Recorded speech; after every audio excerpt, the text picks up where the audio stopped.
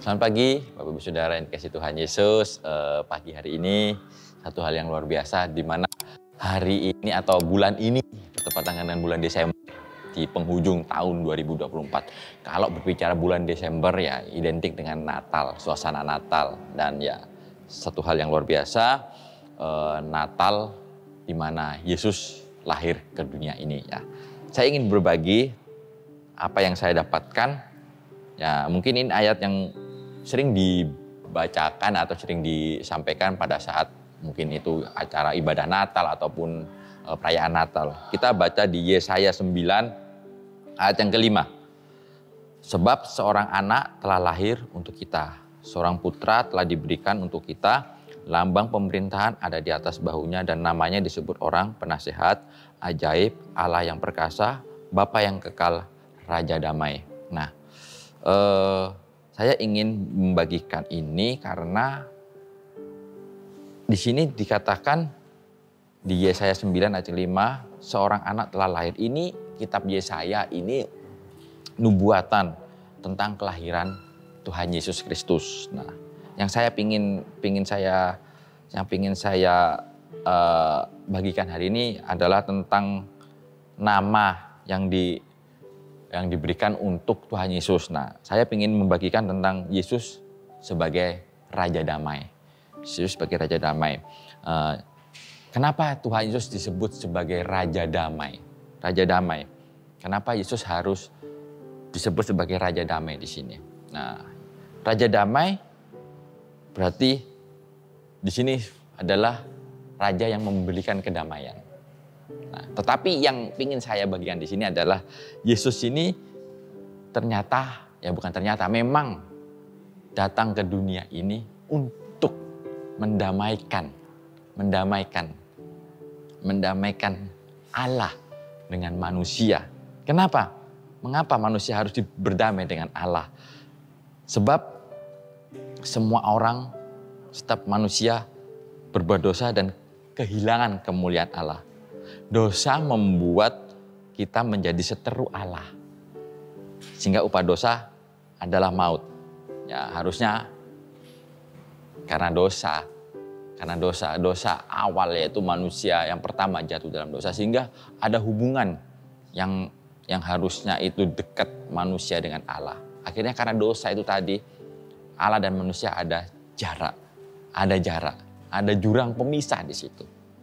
Sehingga Allah yang kudus dan manusia yang berdosa tidak dapat.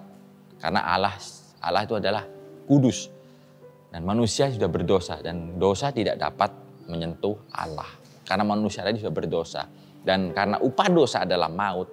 Sehingga manusia itu harus mati. Nah, karena manusia itu harus mati. Karena upah dosa adalah maut. Allah tidak ingin manusia ini mati atau binasa. Sehingga salah satunya cara adalah Yesus harus turun ke dunia. Itulah makna Natal itu tadi. Kenapa Yesus dikatakan sebagai Yesus adalah Raja Damai. Karena Yesus yang mendamaikan Allah dengan manusia. Karena hanya melalui Yesus saja keselamatan. Sehingga manusia yang tadinya harus mati karena upah dosa adalah maut. Tetapi dengan caranya Allah harus turun ke dunia ini untuk menebus manusia itu dari dosa. Nah, bagaimana Tuhan Yesus mendamaikan manusia dengan Allah? Ya seperti yang tadi saya sudah sampaikan, bahwa Yesus Allah sendiri yang harus menjelma menjadi manusia dan menjadi Yesus itu tadi untuk menebus manusia dari dosa. Kita buka di 2 Korintus 5 ayat 21. 2 Korintus 5 ayat 21.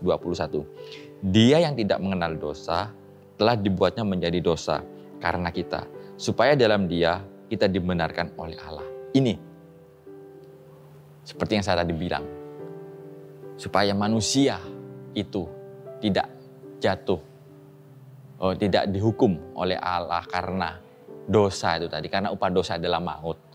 Jadi caranya bagaimana?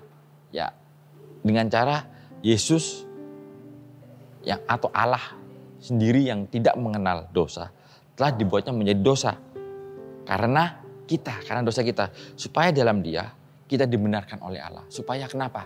Supaya kita diselamatkan, supaya kita dibenarkan, supaya kita didamaikan antara Allah dengan manusia itu tadi. Dengan cara apa?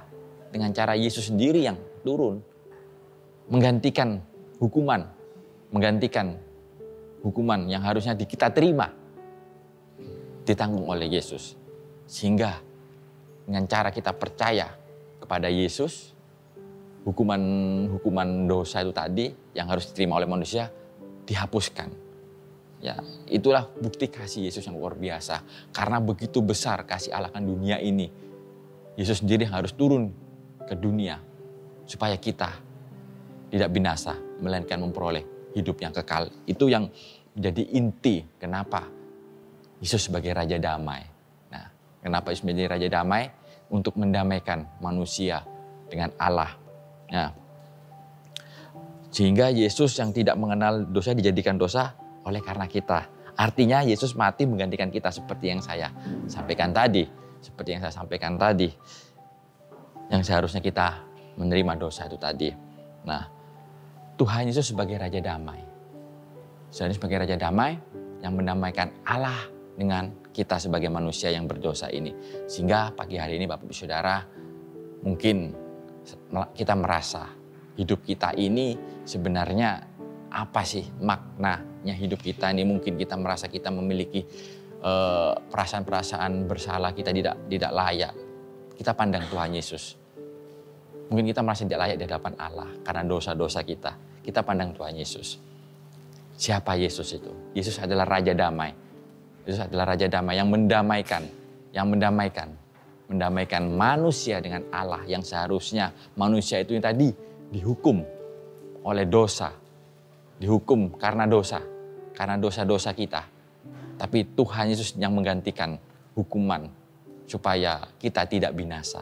Biar pagi hari ini Bapak Saudara, biar di bulan Natal ini kita mau memandang Yesus sebagai Raja Damai dalam kehidupan kita.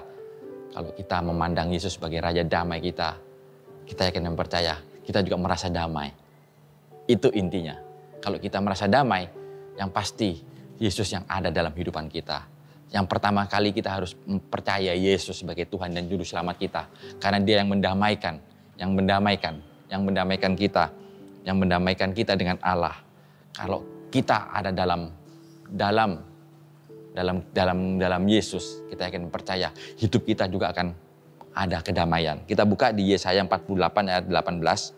Yesaya 48 ayat yang ke-18. Sekiranya engkau memperhatikan perintah-perintahku, maka damai sejahteramu akan seperti sungai yang tidak pernah kering, dan kebahagiaanmu akan terus berlimpah seperti gelombang-gelombang laut yang tidak pernah berhenti. Nah, kalau kita ingin merasa damai, seperti halnya kita boleh merasakan Yesus yang ada dalam kehidupan kita. Nah, di sini dikatakan kita memperhatikan perintah-perintahku. Perintah-perintah Tuhan di mana? Ada di Alkitab, ada di firman Tuhan. Biar kita merasakan damai sejahtera yang Tuhan berikan buat kehidupan kita, biar di bulan Natal ini ada damai yang kita boleh rasakan. Terlebih kita mengakhiri di ujung tahun 2024 dan kita akan mengawali tahun 2025 dengan pengharapan bahwa Yesus adalah Raja Damai dalam kehidupan kita. Selamat pagi, Tuhan Yesus memberkati.